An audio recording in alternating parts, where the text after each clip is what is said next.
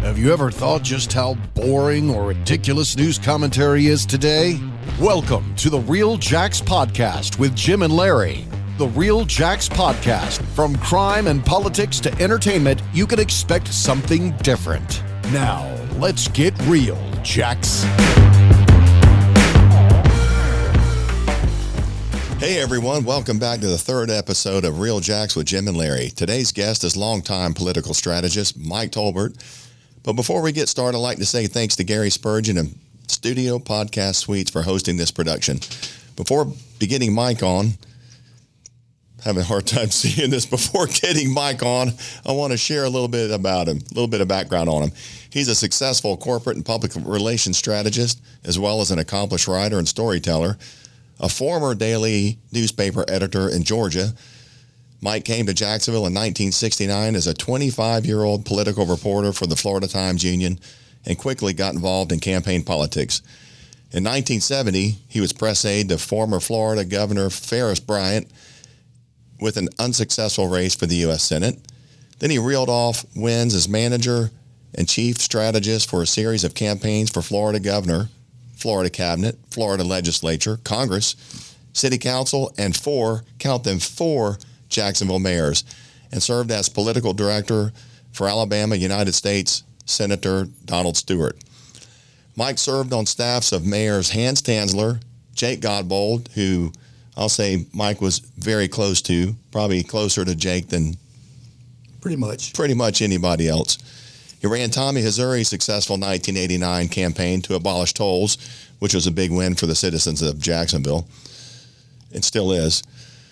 And in 2000, he was advisor to Mayor John Delaney's Winning Better Jacksonville plan referendum, and I worked with Mike a little bit on, no, not Delaney, with John Payton's campaign.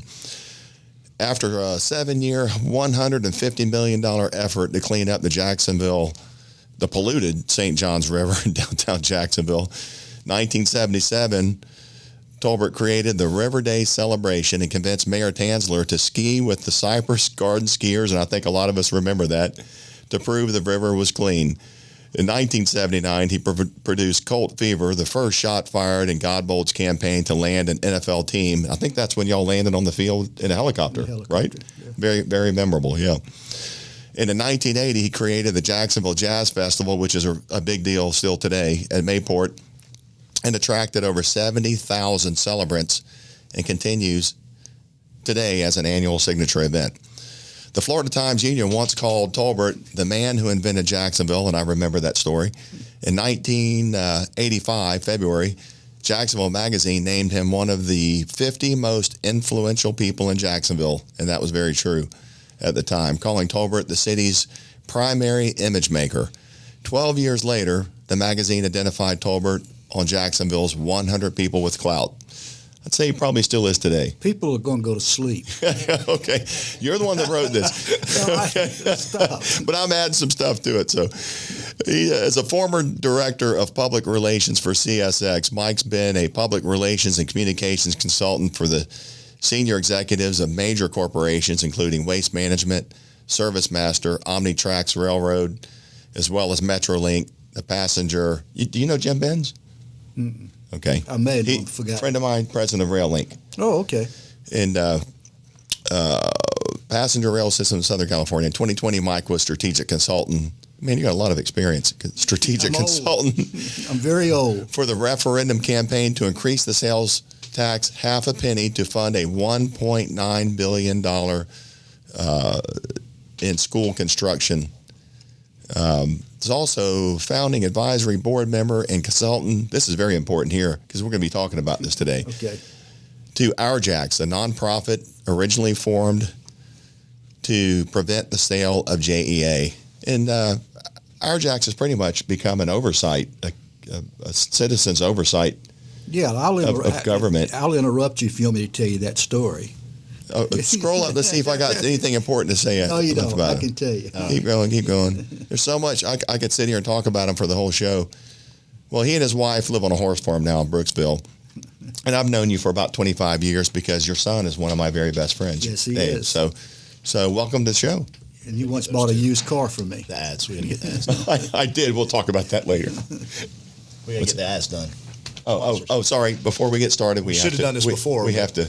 We got to take care of our shout out to our advertisers. sponsors. So, obviously, our key sponsors today and have been so far is Extreme Wings. Obviously, they got 4 locations: 12200 Atlantic Boulevard, 11565 North Main, 160 Shops Boulevard in St. Johns County, 6337 Roosevelt Boulevard. It's a family sports restaurant grill. It's more than just wings. As I say, they got some of the best sweet tea you'll ever taste, and I'm an aficionado when it comes to that. Tremendous Barbecue, 8927 Herlong. Open since 2007, Tuesday through Saturday, 11 to 8, Sunday, 11 to 3. Full barbecue menu, wings, shrimp, fish, everything's homemade. They can cater any size party or events. And third is Advanced Window Tent, 5024 Sunbeam Road. You know, I've known Ricky Tillman, the owner, since I was a kid. This business has been open for over 26 years.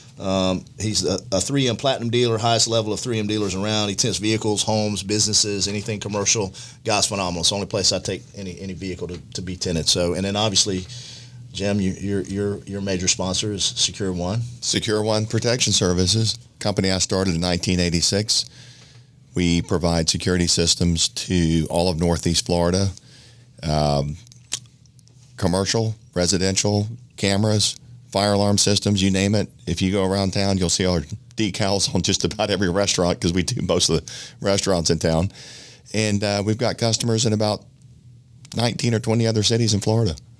Been here for 35 years. Started it when I was about your age. So, well, anyways, welcome to the show, Mike. Welcome to the show. I'm glad to be here. I couldn't sleep last night. Well, you couldn't? No, I was waiting. No, it was like 3:30. I went to sleep. Like 9:30, I woke up and I was like, man, I can't wait to get Mike Tolbert on today because it's like opening an encyclopedia of Jacksonville. Yeah. No, it's not. No, it's not. Yeah. But I will tell you the story about RealJax. Okay. Because for a good while, a lot of folks like you and other people were talking about the sale of the JEA and were so upset about it. But nobody could figure out what to do, and it looked like the door to do anything was about to close. And so one day I found myself in a meeting in a large conference room at the Fidelity Building down on Riverside Avenue. And there were some very important people in that room. And out of that... Like Bill Foley? No, he wasn't in that meeting, but his general counsel was. But out of that meeting was birthed RealJax. At the time, this was in November 2019, and at the time we thought we were going to have to go to referendum and defeat the sale at referendum because that thing was on a fast track. Mm-hmm. And this was, again, in November. The city council was scheduled to vote in January. I think it was the 27th of January. My birthday. To put the whole question on referendum. So it started out that this group said we got to raise $2 million. Well, 2 people that sitting at the table put up $100,000 each, and another guy put up 50, and another guy put up 25. So we got off to a pretty good start. Eventually, the JEA thing unraveled because of the city council auditor, as much as anybody, the city ethics director. So RealJax didn't have to go to referendum, but we kind of had found our voice and determined that in Jacksonville over the last few years, a whole environment of mistrust in public decisions was permeating the whole town. So we determined that we would stay together as an organization, kind of shift a little bit, but organize ourselves around integrity, transparency, and accountability in local decision making. Once the JEA sale was off the table, there was some in the group who said, let's just plant our flag, declare success, and move on. Then all of a sudden, guess what? We wake up and here comes Lot J. And it's the very same thing. In the early days against JEA, I've never seen the outrage. Jake and I used to kid, we finally got something that brought the whole town together. It just happened to be a bad thing. Right. But there was hardly any, I don't know anybody in Jacksonville other than the mayor, maybe, and Zahns that supported the sale, that really believed in it. Yeah, we followed it pretty strongly on social media. I did every news article, everything. I didn't see one person in favor of it. Yeah. Well, then at all. So that all of a sudden, Lot J came along, and we determined this is just JEA all over again, 2.0. And by then, we kind of had a sense of who we were, and we started growing ourselves at the grassroots level, and to the point that we've got right around 10,000 followers and members right now, and we organized to stop Lot J. It wasn't just the few of us sitting around that table. We weaponized those people to communicate to city council members and put that one to bed. So it's been an important. And we're still there. We're going to stay there. We're working now on an ethics situation with the city to try to correct the culture. And that's just getting started. But we're still there, and it's been a great thing to be involved with. Mike, I think everybody in this room is all for whatever benefits Jacksonville, what the citizens want as a whole. Tell us why you think the JEA sale got into the works, and also Lot J, because the citizens didn't really want either. So you know what I'm thinking. So well, the JEA thing was all about greed. Okay. That was pure and simple. It's just about greed. Everybody kind of figured that out pretty quickly. Yeah, and this was not the first time in the city's history that there's been conversation about should we or should we not sell JEA. But generally in the past, it's been a community conversation. This was not that. This was a fait accompli. We're selling, and they had greased the tracks. It was planned out, and well in advance before Zahn ever took a seat there. It started when the mayor got elected, and remember he removed all the then sitting members of the JEA board and put his own cronies on there. Right. That's when this all. Yeah. Zahn did not walk in the door and then introduce the plan in 2 weeks that he did, and just make that up in 2 weeks. Well, he didn't get hired either because he was a utility genius. Right. he was friends with somebody that we're talking about. Well, yeah. I guess so. Yeah. But anyhow, but being a member of RealJax and being part of that has really been a great fun. It's enjoyable. At my age, to be able to do anything anymore, is a lot of fun. Well, do you think? I'm let me go back. The first shot fired, public shot fired in that JEA thing, was a column by Jake. And it was I read it. A letter to the city council members that appeared as a guest column in the Times-Union. That was really the first line in the sand. That pissed Curry off too. And well, of course it did. Yeah.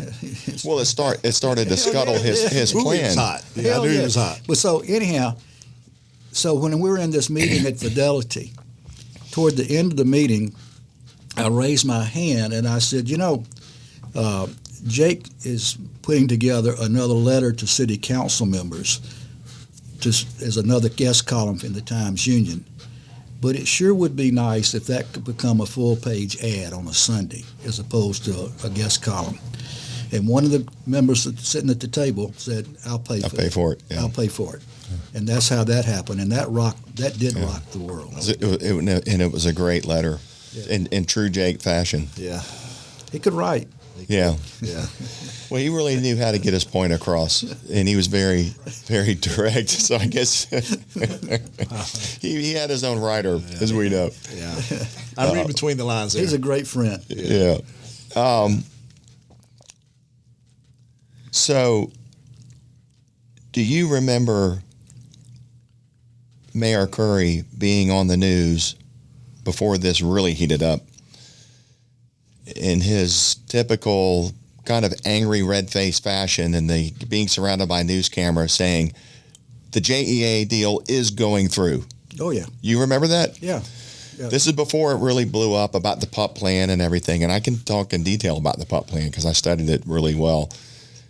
And it was egregious, up to $1 billion of the money, the proceeds of the sale going to the board members. Well, not to the board members, to the senior staff. To the senior staff. Yeah. So that's pretty egregious. I mean, that's going to be probably a movie someone's probably going to make a movie about this at some Jacksonville point. Bernie Madoff or something. There'll be some things that got to happen first. Yeah, it'll happen. But Grand jury investigation indictments have to come. Yeah, would love to hear when you think any indictments may be coming down. But my point was, when all of this kind of came out, and it was very evident that it was pretty much a dirty deal, and there was no denying it. He went on the air several times saying, "Yeah, we need to stop this train, and this doesn't need to happen." And everybody knew JEA had cooked the books. He wasn't quite that emphatic. No, I saw him get on there a couple of times and say, "Yeah, we need to stop this." And we need to look at it. Those kind of things. We need to make sure we're taking a hard look at this. He wasn't as emphatic as he was about selling it when. With the JEA, the sky's falling. I mean, that was this thing is losing money. We're in a death spiral, which was a lie. And then when you go into Lot J, it was the same old crap. If we don't do this, the Jaguars are going to leave town. And that was the mayor saying that. The shame of it all too was that Mr. Khan knew better and didn't say anything. Right.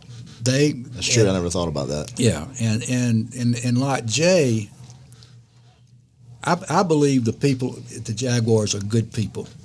I believe Mr. Khan is a good man and does a lot of good stuff and tries to do it the right way. I believe the same thing about Mr. Lamping. And they fell in a situation which it wasn't something they were used to. And the company that they partnered with, Cordish, didn't do business like it should have been done in Jacksonville, and they refused to do it. They didn't reveal any information. That was Cordish, okay? They got misled by the mayor. No question about it. He assured them he could get this deal done, and it didn't have to go through procedures. They didn't have to follow any policy. He could just handle it, negotiate. Didn't have to go to the city council. Didn't have to go down to Downtown Investment Authority. Right. And I had a meeting with Mr. Lamping right after Lot J failed. And during that meeting, he said, we were told we could negotiate this development deal just like we had 13 or 14 lease agreements changes since the Jaguars started, and that's with the mayor's office. It's the state. That's what we've done. Stadium leases. We have done it. Weaver did it, and I said, Mr. Lamping, this was not a stadium lease agreement. This was a brand new development, soaking a lot of money out of Jacksonville. Right. That people didn't understand. Red box loans and all. Yeah, and nobody understood it, and you couldn't trust it, especially coming on the heels of JEA. Now, to flip that on this shipyards project, it's totally, totally different. They've done everything they're supposed to do. And I saw there's a story in the paper today that Khan is putting up $300 million of his own money for this project, and it has a 1-to-1 return on investment. So they're having whole different dynamics. So at least you break even. I mean, you're not out. Yeah, and they're doing these town meetings, calling community huddles. They've had, I think, 14 community huddles all over Jacksonville. So the people are involved in it now. Now people have a say so. They're doing it totally different. Doing it the right way. They're doing it the right way, and frankly, it looks like to me the mayor's not engaged. And that's well, after JEA and Lot J, he's probably keeping a lower profile because both of those left him with 2 black eyes. Well, I think not just one. I think I'm speculating. I have no inside information, but I would suspect that Mr. Khan said, "We're going to do this different. We'll let you know when we need you." Well, probably because he was starting to get dragged into a little bit of the mud from the 2 previous, just the involvement, and he's probably like, okay, I don't need to ruin my good name. Well, and to be honest with you, on the Sunday before that vote on Tuesday, on Lot J, I knew what the vote was going to be. I knew they weren't going to have enough votes to make it, okay? My question was, if I knew it, sitting in my living room in Brooksville, Florida, why did they not know it? You need to go ahead and do You something. okay? Yeah, I can't hear my voice in here. Oh, did I turn you down? Oh, Right there? yeah, but I can't hear him either. Can you hear him on the mic? I can hear him. Okay. Can you hear him now? I couldn't. Do I have to repeat? Now I can. No, sir. Do You I don't. have to repeat Okay. everything? Now, Gary said I was mic number 2, and I turned it down because it was too loud. No, but he went down. I couldn't hear him. That's Okay. Anyhow, We're going to edit that out. my question was, how did I know it that they didn't have the votes? And some of those people that are getting paid a hell of a lot of money working for the Jaguars didn't know it.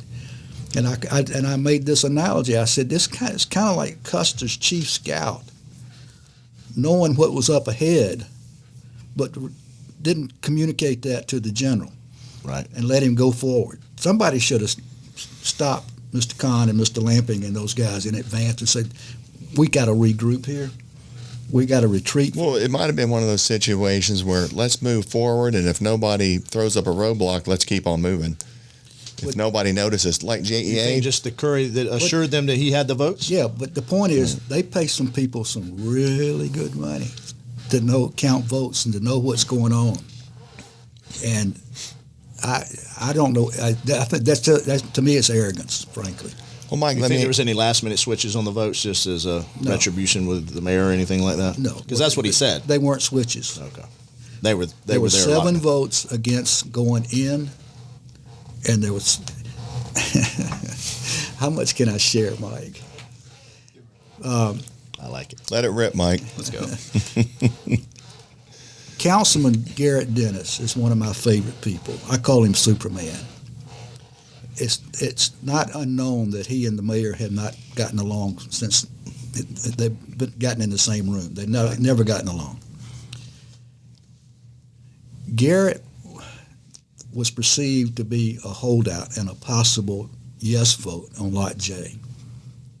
There was no way that he was going to do that. But he teed it up so that that's what they thought was going to happen. Okay. He knew exactly what he was doing. And I don't know if you watched that night. He got up on the council floor to make his talk. And he led you to believe that he was going across that bridge. And when it came time to vote, he was a no. And then all of a sudden he just switched. And then and stuck it in him. Wow. So, but he knew exactly. And he made it to his car that night. Yep. I'm sure he doesn't worry about that much. No. He can't worry about that. No. So anyhow, I've talked too much. Y'all talk. No. No, no. So in that process with JEA, the connection to the mayors is ambiguous at best, at least publicly. Now, if you look and read between the lines, Zahn went to the office, I think in a year, it was like 88 card swipes. He went into City I Hall. thought it was like several hundred. It might have been over. It was like average about 3 times a week. I believe there was like 88 card swipes, and Zach can pull that up. But how much influence, and obviously you said he put his cronies on the board and so forth, but how much directing, do you believe that Zahn come up with the plan, or do you believe he was catching, or he was getting I have direction? no idea. Okay. I have no idea. No idea or no opinion? No, neither one. Okay. We'll find out, I think. Oh, I know. Yeah, I don't know. A lot of people seem to, there's those that think that Curry will get indicted. I don't know if there's a paper trail big enough to do that yet, but Yeah, I don't either. I mean, I don't know that anybody knows that. but that grand juries are secret, and if somebody's going to flip, somebody's going to that'll happen there. I think a couple of things are probably obvious. I think one is it was obvious that it was the mayor who wanted to sell the JEA. Right. I mean, from the very beginning. So he could use the money. And and it may have been Zahn's scheme. Right. Zahn may have been a partner in the scheme. Frankly, I'm not sure that the mayor is smart enough to figure all that out. Oh, I think he, isn't he an accountant? He's a CPA. CPA. He's smart enough to mastermind the whole plan. Finance of it, maybe. I can understand him wanting. Politically, he's not. He's got Brian Hughes and those guys thinking for him, though, right? Yeah. Well, he's smart enough to. Well, I mean, if he's the mayor, if he wants to sell the JEA, it really needs to be done. He may not have brought it up, though. on a referendum. Someone when he said, "Hey, this is a good idea, and this is the the benefit to it. How many consultants, how many businesses, how many potential donors for another race can we influence with $1 billion? And that's a lot. True. But the problem is not in selling the JEA. You sell the JEA and you may piss off the Doesn't mean I'm wrong. You may sell the JEA and piss off the citizens, because a lot of people don't want that to happen, because it operates in the black. The Public Service Commission got all the reports. It's doing very well. It's the only revenue stream Jacksonville has, really. Yeah, and the reports that Zahns was given his committees and his well, that's the problem. The board was in, like you said, in dire straits. We're in the red. We're in trouble. It's going under. That's the problem in the grand jury investigation is going to be that. Right. It's like falsifying a police report. True. But going back to, so the mayor wants to sell JEA. Okay, he wants to sell it. The problem is in the PUP plan. The problem is... No, it started way before the PUP plan. But just the fact that blew it up. That the senior staff can personally benefit up to $1 billion, even if it's a couple $1 million, but millions of dollars off of a public utility that they are hired to run on behalf of the citizens and the city. Well, that they're going to pocket millions up to $1 billion. But he's right. There's two cornerstones with that problem. You've got the fraudulent activity to be able to sell. Even if there was no PUP plan, you would have $1 billion to be able to funnel to whatever you wanted to as the mayor. Yeah, the desire to sell it is one thing, and the city gets a windfall. Plan was a benefit to selling it. But to come up with a BS reason why it needs to be sold, and then it's fraud. And this thing's going broke, but we're going to be able to give these handful of people $1 billion. It's fraud, basically. Well, the good news is it's stopped. Yeah, it's stopped, but it appears to a lot of the people that the criminal investigation is either slowed down or stopped. So everybody kind of wants to know what's going on. Grand jury investigations are tight-lipped. I mean, you watch too much Law and Order. You don't know. Okay. You just know. Well, I was keeping track of it through Rory Diamond and some other people, and everything's just kind of like gotten really quiet. You mean the intern who says he was a U.S. attorney? He was a U.S. prosecutor. He was an intern. Was he? Okay. An unpaid intern. Okay, well, I didn't know that. Volunteer, yeah. I didn't know. All right, well, that just got out on the air. Yeah, it did. I guess it did. I'll talk. I'll have him on, and we'll talk about it. Okay. We'll have him on, but it may not come on now, but that's. Let's make sure he's not watching this. Let's change the subject. Yeah, let's go a different road. Let's just talk about politics at large in Jacksonville. Well, the whole premise behind the show is to talk about facts and truth and what's public knowledge and or what's real. I've been sitting here lying the whole time. Well, you didn't tell me that when we started. We'll have to restart. We may have to edit out this. Gary in here and do some hard edits. It'll be about 3 minutes of show, but that's all right. I'm going to do everything I can to destroy your credibility. Now you're getting us. Well, this is viewers. I promise you right now, the likes are probably ticking up as we sit here and speak. So. And this is a nonpartisan show. We're just here for the people of Jacksonville. So what do you see? I'm obviously a Republican. I'm conservative, and just by virtue of my background, my uncle and all that kind of stuff. But I'm not your average Republican. I'm more of a blue collar, working class Republican. My dad was working class, and we were Democrats back. Now that we have unitary, when there's jungle primaries, we were Democrats back then, and changed parties later on. But I'm still, I'm a union guy, and so I'm kind of middle of the road on a lot of issues. At least, not socially, but conservatively in a lot of ways. So looking forward at the races, such as the mayor's race, how do you see that? I mean, I see. You got Daniel Davis running, and I know who Daniel is, and I know his brother, and know a few of we kind of from the West Side and that kind of stuff. So, do you think he's Lenny Curry 2.0? All right, we'll change the subject. We'll go to another one. No. What do you think about the mayor's race? Let me tell you. First of all, I think I've known Daniel a long time as well, and I think Daniel has been a good public servant, and I think he's done a really good job with the chamber. I see him surrounded by people who would make me think that we're not going to get much change. Okay. Now, as a disclaimer, I at one point was working for Matt Carlucci. Okay. So I mean, I feel that way. Whether it has nothing to do with Matt. I think he's capable, but it concerns me, for instance, that that he's got Tim Baker working. It's the same group. Yeah. It's the very same group. And from what I've heard, Tim Baker is going to be on his campaign if he runs. So. Oh no, he already is. He's in. He's in, or he's running. Here's the trick. There are two things. There's a campaign account, and there's a PAC account. Daniel's $2 million is in the PAC, right? Because he hadn't opened up a campaign account. So when they say, "Well, he's not working for my campaign," no, he's working for the PAC that belongs to. He's not lying, but he's not telling the whole truth. That's where the money is. In other words, that's where you get paid from. All right. So that concerns me, and I think it concerns a lot of people. As me. And I have to tell you, Daniel, like I said, he's done, I think, a very good job at the chamber. He was the right guy at the right time, and still is. He makes a good living. It's like $300,000 a year. More than that, I'm sure. And I'm told, I hear, that the chamber board has suggested to Daniel, if you run and you lose, you can't come back, which only makes sense because campaigns can get nasty. Well, sure can. And so if you got one guy here and another guy here, and this guy here is trashing this guy here, and this guy becomes mayor, you don't want to, I think, bring them back to head up the Chamber of Commerce because you got to work with the mayor very closely. So I don't know, with all that $2 million, I don't know if that's a hard thing to walk away from, a job like that. And his poll numbers aren't that good. No. Yeah, I was going to say, do you think he's electable? Well, or winnable, rather? Yeah.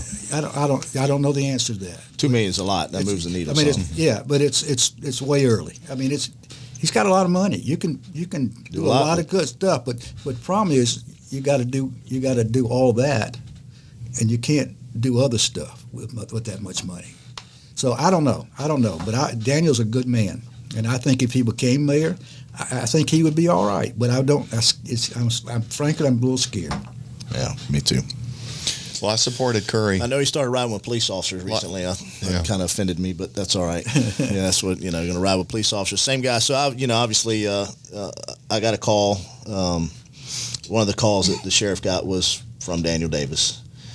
And basically, I made a post that, he was a city councilman here, and he was a state rep, so he's obviously vested in the Florida retirement system.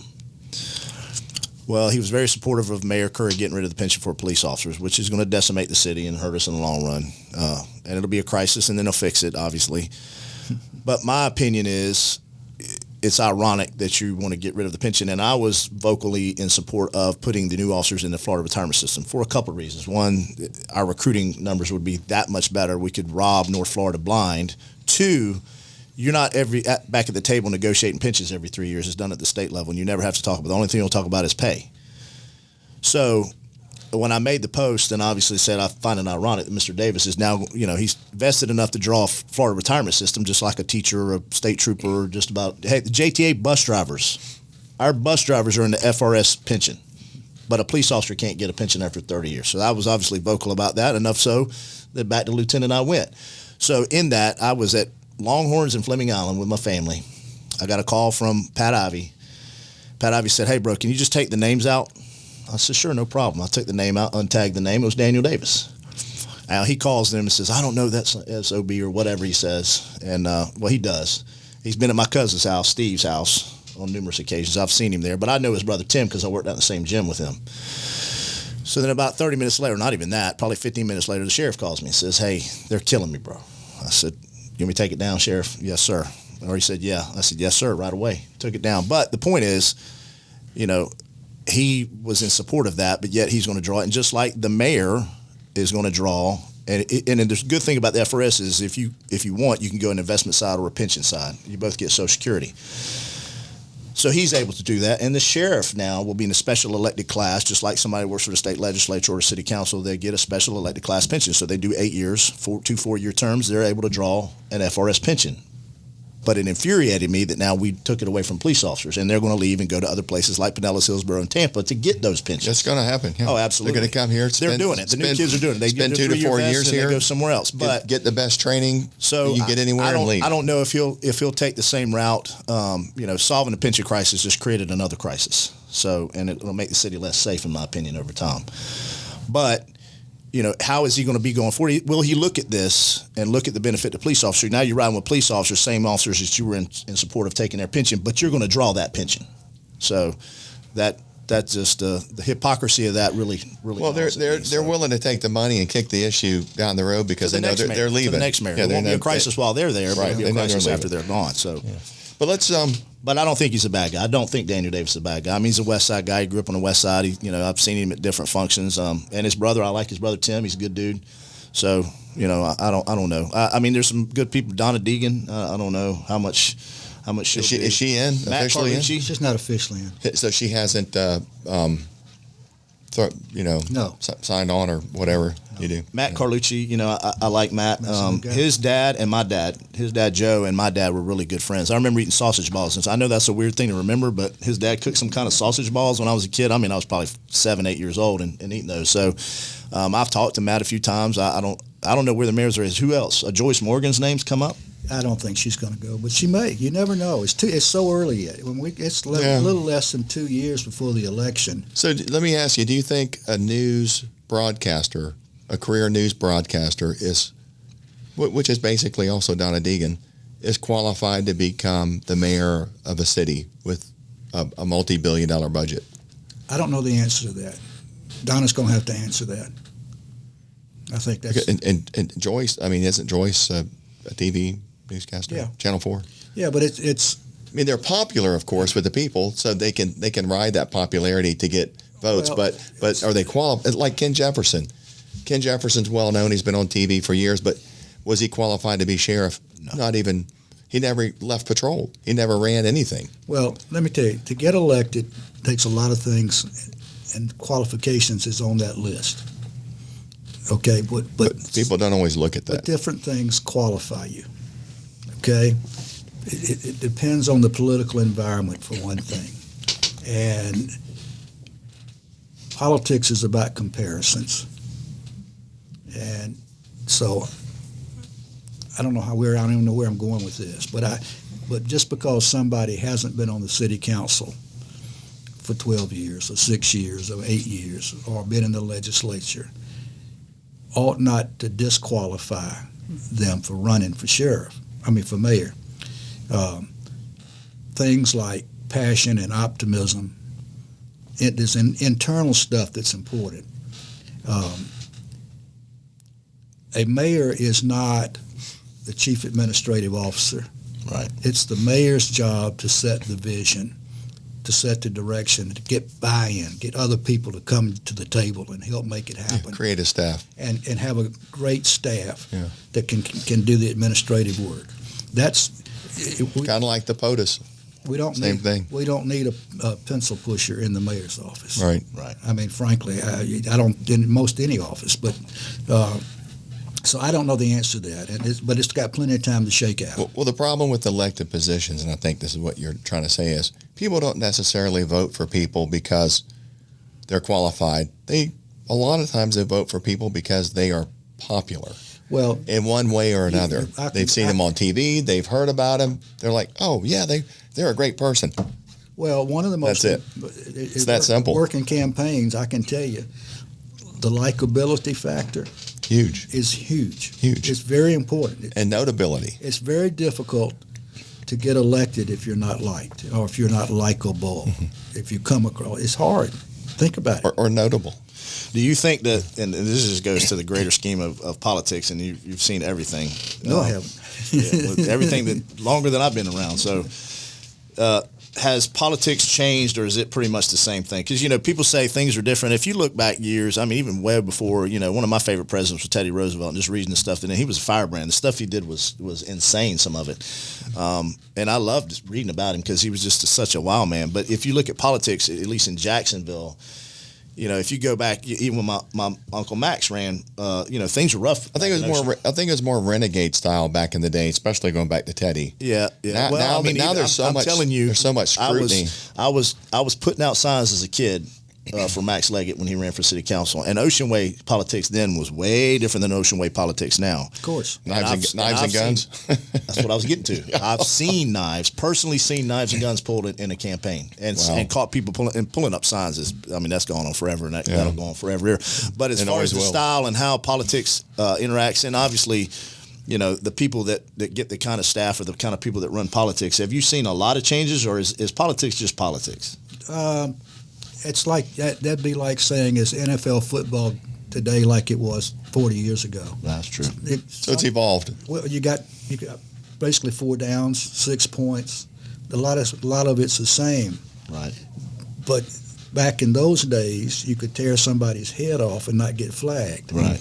It's different today. Got to have nuances. Politics may be just the opposite. Today, you can tear somebody's head off and not get a flag. You know what I'm saying? There's so much money involved in politics. When I ran Mayor Tansley's campaign in 1975 for re-election, he put a limit. Probably $50,000 or something. $25 a contribution. Yeah. Probably had a max budget of and he had a Republican opponent. Our fund of, Yeah, but it was a different mindset. Now we turn right around with Jake. We raised as much money as we could in that first election because Senator Brantley had been president of the Senate and could raise a hell of a lot. Right. So we offset that with people. Then when Jake ran for re-election, we had to stop the money. We got to a point we said no more contributions. Too much money. Too much money. No more contributions. I wouldn't recommend that to anybody today. Yes. Put a cap on it. Don't put a cap on it. Hey, let me ask you this, though. So if a guy said, I always thought, what would be cool if somebody in Jacksonville, there's what, 911,000 we saw yesterday, but only probably 400,000 registered? Not even that. 350 maybe? I hadn't looked at it. 360 or something like that, registered voters, total registered voters in Duval. I don't even know. Maybe it's 300. I don't know. There's a lot. It's pretty low. No, it's more than that. Is it? He'll find out. Look at it. Mike, do you think it's the war chest that really matters that much? Because you can take Let's say you're running for the sheriff and you said, or any position, you said, listen, it's a citywide race. What does that say? 659,000. Wow, that's a lot more than I thought. It's a lot more than I thought. But let's say that you said, look, I wanted to run a grassroots. This is a working class campaign, and I just want 659,000 people to write me a $1 check. I mean, I'm not, and I'm being a little obviously. Yeah, you are exaggerating. You're being naive. Yeah, obviously I'm being naive. But if you had some mechanism, some grassroots like that, and I'm not saying $1, but just. Let me tell you, the small dollar, in my mind, the small dollar is just as important as the big dollar. I agree. Because what somebody gives, if some little old lady out there gives you $1, she's committed.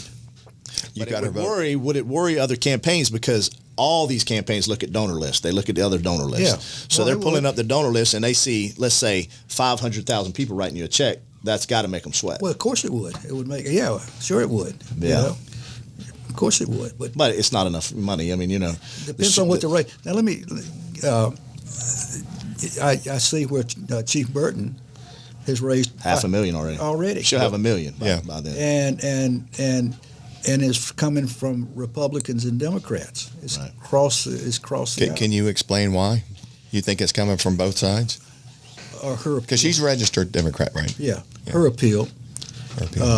I talked to some of these people that surprised me.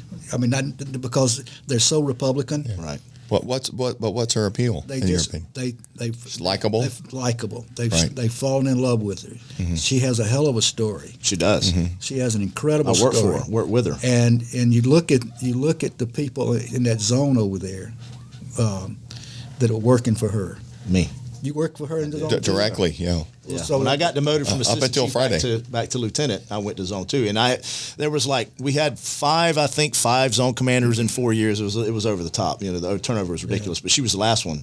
And I've known her forever and known her husband Greg for a long time. Greg's so I've known her since she came on, and we're friends. And I trust her. There's not a lot of people I trust her. She's got a good heart. I will say that. Well, I went to an event the other night out at the beach that some folks had for her.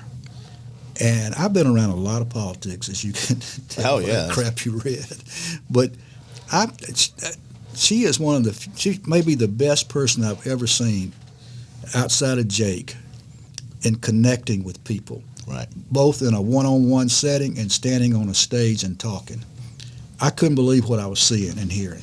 And those people, and they, Republicans and Democrats, they were mesmerized.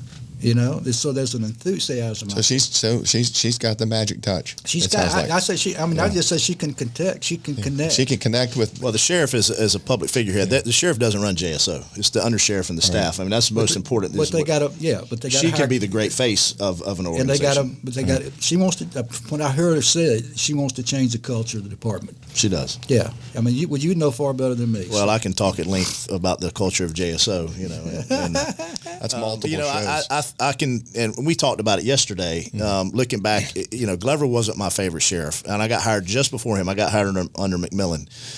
Everybody loved McMillan. Nobody liked Glover, but Glover did some good things in the community policing. And obviously, I talked about the structure of the agency, being Homeland Security or just, not patrol centric. And I'm not talking about just Homeland Security. I got some of my best friends are over there, but we're not a patrol centric organization, and we've taken from patrol, and there's no connection to the community. And she and I have had these conversations that, you can't.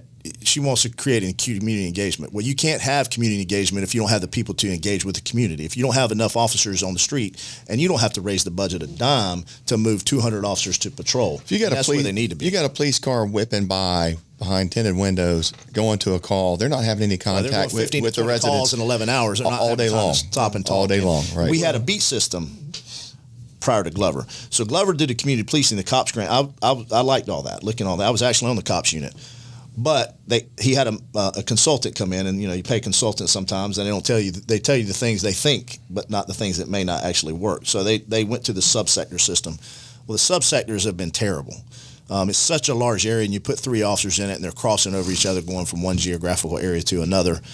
But we got away from beats, and beats was the old system where you basically had this, like I said yesterday, the smaller area of ownership.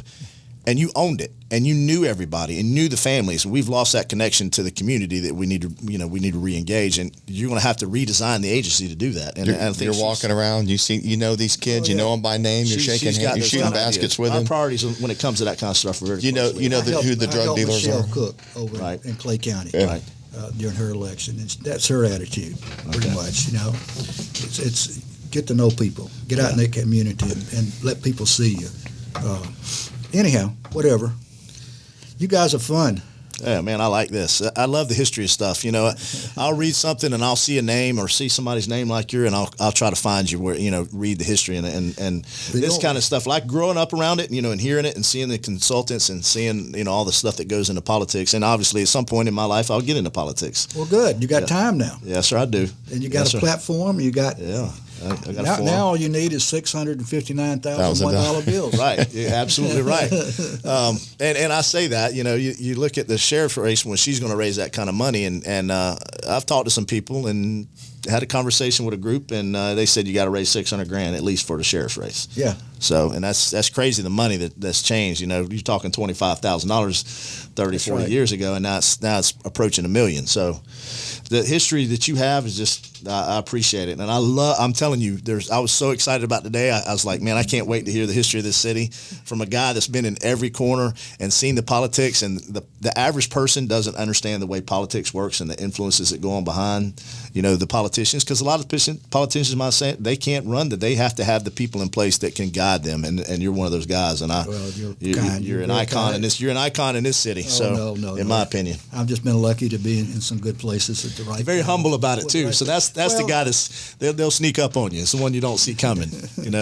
Hey, the writer. He could really write. I got that reference earlier. Mike, tell us what do you think it takes to win any election today?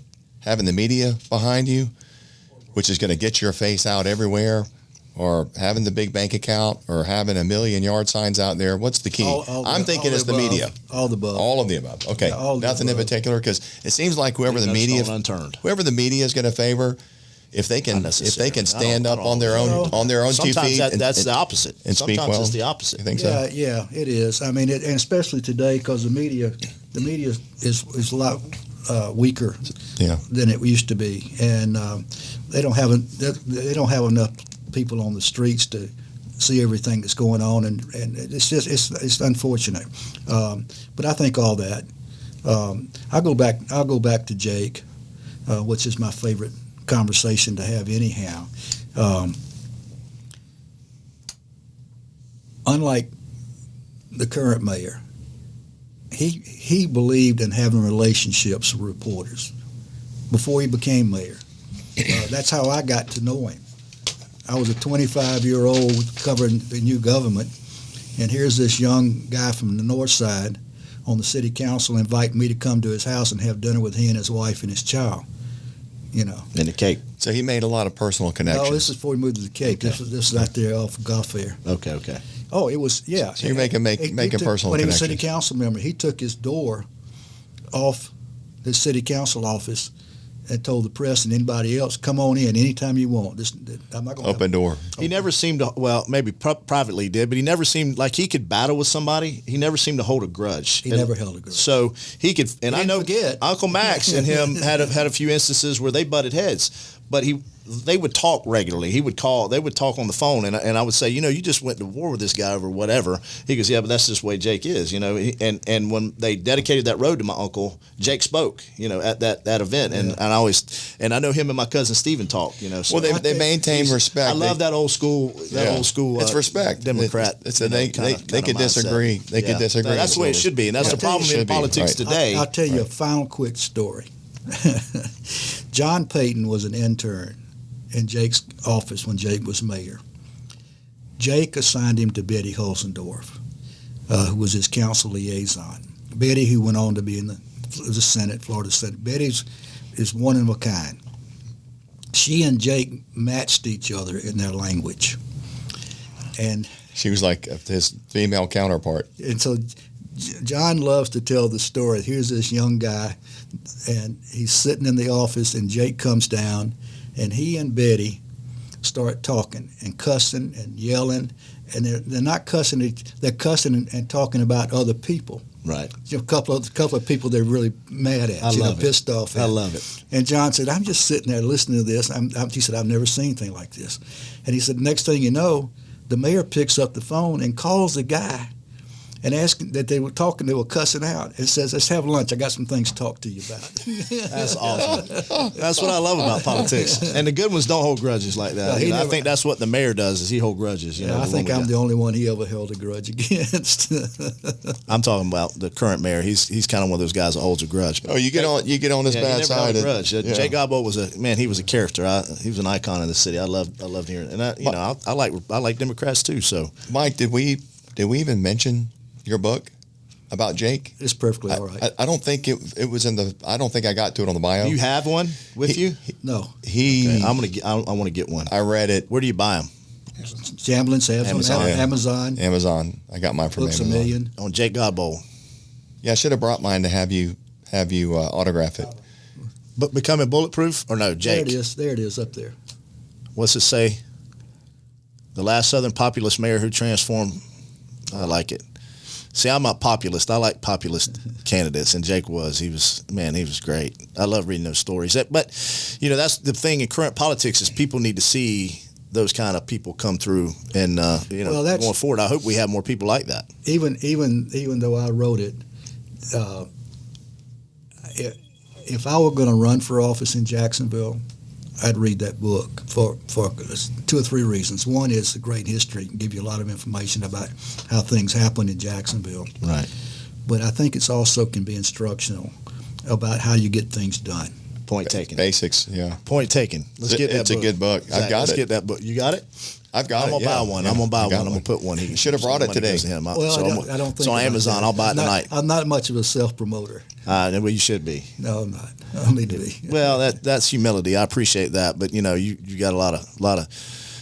I'd go interview people or talk to people as I grew, and the people that had been there and done that. I think that's something an art lost in this country, and is appreciating the people that were here before us and the efforts and the. But I'm still here. You're right. Well, politically, you've been here long before me, but yeah, you still are, and kicking and sharp as a tack, boy. I love it. Hey, I appreciate your time, Mr. Thank Tolbert. You. See ya. Anything else you want to? No. Do you want to talk to us about? No. Any stories about Jim? Anything we should know? No, but he did buy a car for me, a used car for me. Well, I found one for somebody that needed Yeah, the car. yeah. And Years ago. Thank you for doing that. So you They needed a car and you had a car, so Well, I just connected them together. My wife was driving this old car back and forth to Gainesville, and I was so afraid that something was going to happen to her one day. And I forget how we came in contact with you. It may have been through David. I don't remember, my son, which I appreciate that. So I got her a car that wasn't going to break down. Did you get the money you wanted out of him? No. Okay. No, wait, did you sell me the car or did I sell you a car? No, I sold it to you. So, okay, yeah. And I think I donated it to one of my neighborhood kids that needed a car. I think you did. That's what happened to it. Next Yeah. time you want to donate a vehicle, Jim, I'm I think I'm kind of out of that business. They're all grown now. I know. Well, awesome. All right. Yeah. Have me back sometime. Yeah, absolutely. We love it.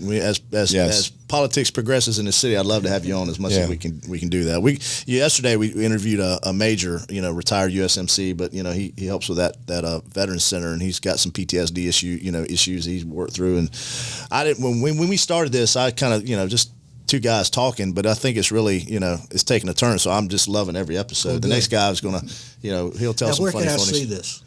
Every you can watch it on YouTube, so we'll have a YouTube channel. But Okay. But if you every podcast forum directory, because that's what they're called, I don't know we what go to a that hosting means. site. But That's what Amazon, you can listen to it on Amazon. You can listen. Amazon, Apple Podcasts, Spotify. And There's tons of them. basically FM, anywhere you want to yeah. listen to podcasts. Okay. Do you have an iPhone? No. Okay.